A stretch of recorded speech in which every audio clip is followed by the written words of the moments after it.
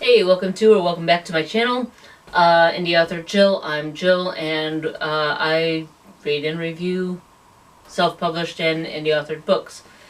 Today we're looking at Heaven Café. This isn't on my November TBR. It just kind of was something that came to my attention, and it's a very quick read. It's not a very thick book at all. But Heaven Cafe was written by LuAnn Davis. Yeah. And it's Heaven Cafe Table Talk with Women of the Word. I definitely would recommend this book for anyone, whether you're Christian, atheist, agnostic, just because, there is a heavy Christian note to it, but what I liked about it was how she took the different stories. She basically, Heaven Cafe is this cafe, and it's not a real cafe. According to the author, it was just a dream she had had. And she walked into this cafe, and every booth kind of had its own like theme. There were 12 women in the cafe. Each one had their own booth. They with the exception of Mary and Martha, who shared a booth. But each of the booths are set up for those women. There's different food or drinks depending on the woman. And she starts off every conversation with each woman. She sits down with each of these women and has a conversation with them. And the conversation always starts the same. I've read your story several times, but I've never heard it from you. And the women kind of give a different take on their story. For instance, with the wife of Job, she's kind of the memory of Job's wife is reduced to curse God and die. At this point that she says this, Job, if you don't remember the story of Job was a very faithful steward of God. He was very faithful to God. He never said a sideways word about God, and he was very faithful in his how he acted, how he treated people, and like he followed all the commandments. And in the story goes that the devil came to God and said, and God said, here's Job, he is my most faithful. And the devil looked at Job and looked down upon Job and said, well, of course he's faithful to you. Look at everything you've done for him. Why wouldn't he be faithful to you? You've given him everything he could possibly want. He has a lot of land, and he has all these animals, and he has all these children, and he's well off, and he has nothing to complain for. And so God basically gives the devil permission to do to varying degrees of misfortune to Job, because as faithful as Job is to God, as faithful as God is, God and Job are faithful to kind of one another. He has unconditional faith that Job's faith in him will not waver, despite what the devil does. But God continuously says you cannot afflict him directly. So at first he his livestock are stolen, and he's reduced to like a lot of his wealth is gone, like all of his livestock is taken away. And Job still praises God's name, and the devil says, yeah, but if you took away his children. So the devil kills his children, and he's still Job is still faithful, and he says, well, if you afflicted him directly, and God gives him permission but not to kill him. And so he is afflicted with all manner of illness, and regardless of anything, he maintains that he is innocent. He has deserved none of this misfortune. He has remained faithful to God, and he has nothing to repent for, which he does not. And his friends keep coming to him and saying, hey, you've done something wrong. You have to repent. Otherwise, it's going to keep getting worse. And eventually, even his wife comes and says, how much more will you be faithful to a God that has obviously deserted you? Curse God and die. And she's reduced to this one sentence, and in memory. But as she points out, what people don't remember about the story is that it wasn't just Job's livestock that were slaughtered and stolen. It was also that wealth also affected, the loss of that also affected her. It wasn't just Job who buried his children. She buried her children as well, and then had to sit and watch her husband suffering and potentially dying. And for her, it was just kind of I'm at my breaking point. I can't stand being in this limbo anymore. Either get better or die. And it didn't seem like he was going to get better. So it was just, could you just die so I can start the grieving process, because I can't take much more, you know? And even he doesn't die, obviously. If you're familiar with the story, he does get better. His wealth is restored to him. His livestock, he gets new livestock. His wife bears more children. And she points out that what people don't remember is, I stayed through it all. I stayed through the detriment of our livestock and our wealth. I stayed through every child dying. I stayed through my husband's sickness and cared for him, even when I didn't think I could go on anymore. I stayed when he started getting healed. I stayed when the children started coming. And yes, I got to see my husband healed. And yes, I got to have more new life in my arms. It didn't take away the hurt of the ones that I lost. You know, and she points out that people kind of neglect what Job's wife went through. That it wasn't just Job, even though it was the book of Job and the story was all about Job.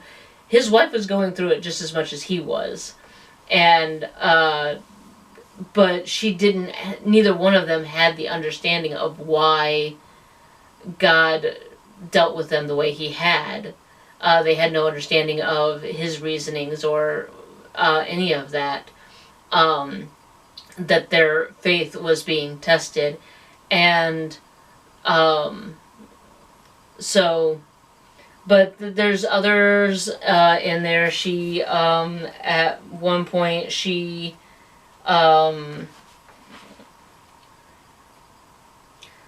has a conversation with Ruth, with Esther, with Hannah, with Mary Magdalene, with Eve, with Mary and Martha, with Sarah, with the bleeding woman, with Naomi, with Job's wife, with Deborah, and with Rachel. And like I said, each woman has a different thing in their booth, whether it's a drink or a dish or a decoration. And it always ends the same way, that just like that, she was gone. And the women always leave a message. After talking with her, they say something to the effect of, tell your friends, and then they give a message to her to give to others. And then she says, and just like that, they were gone, but the bread remained, or the soup remained, or the coffee remained, or whatever. And there's always a simile attached with each one, like with the bread. The half-eaten loaf of bread remained, as if waiting for someone to add some butter. different things like that. Or the clipboard remained with as if waiting for someone to check off, be in the moment, or I can't remember what the clipboard one was. But I did enjoy a lot of the stories, and there was a lot of them that made me laugh. And she enters in her own stories. So like um,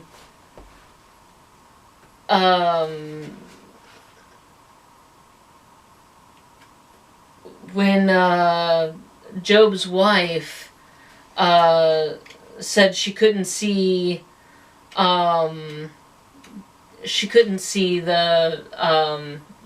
the reasoning for why things were happening the way they're happening. She brings it back to through the whole thing. She talks about her husband, Doug, who battled cancer, and as she's talking to these women, she is talking about how each of the things they went through kind of relate to her struggles with dealing with her husband's illness and getting through it.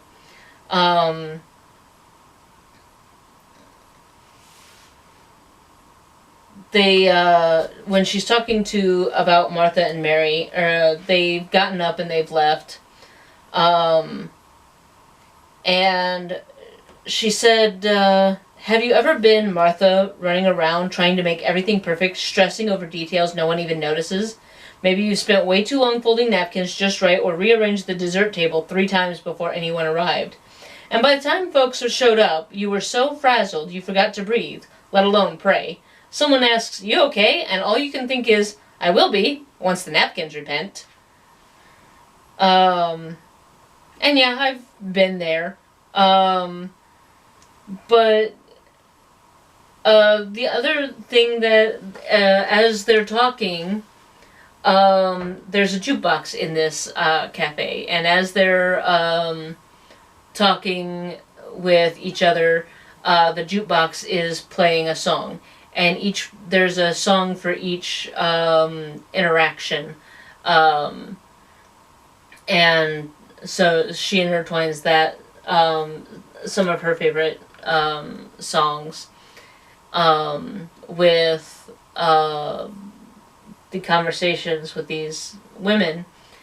But she talks about, like, within Mary and Martha, she talks about times when she felt like she had to keep busy, and like there was so much to do with helping with Doug's appointments and whatnot, like where she had to work to help pay for the bills and the doctor bills and everything, but she also had to take him to doctor's appointments, to his oncology and chemo sessions.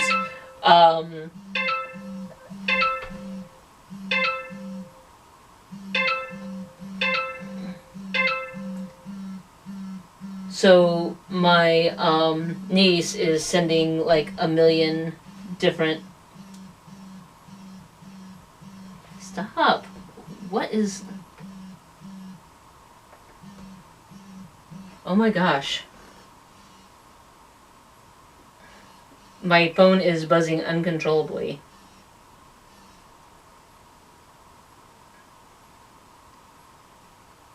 Yeah, so my niece just completely spammed me with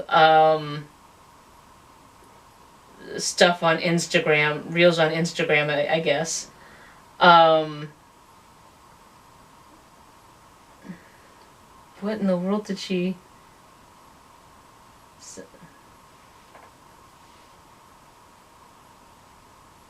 I'm guessing it's birthday messages, because today's my birthday.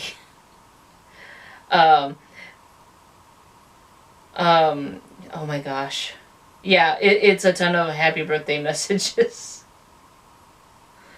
She basically every happy birthday message you could find on Instagram. Wow. So, yeah, it will be beyond my birthday by the time this video goes live. My birthday is actually October 31st, but I wanted to get this video done while I had the time to actually do it. So you're seeing it about a week or two after I've filmed it. But yeah.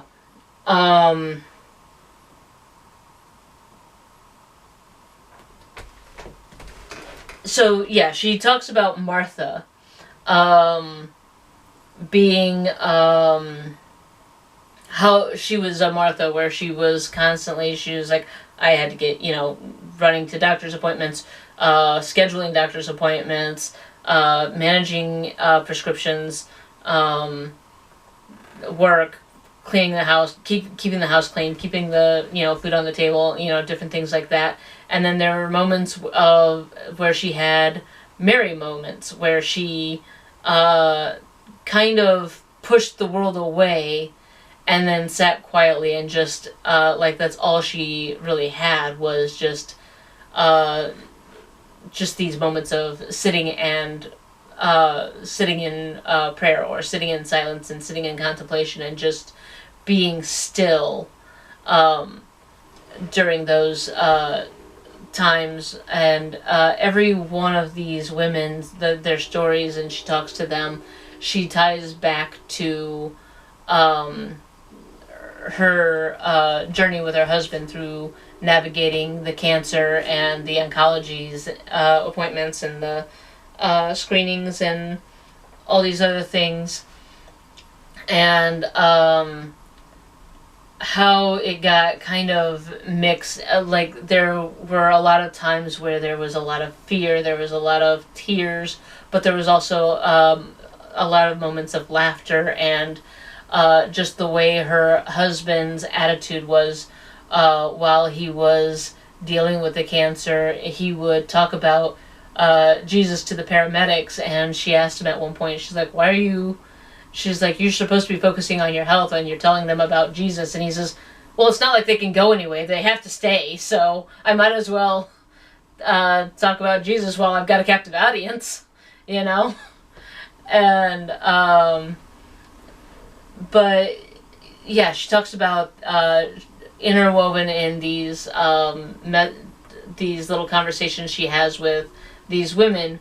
She has these stories of how they relate to her journey with through navigating cancer with her husband, and the different things that came with that.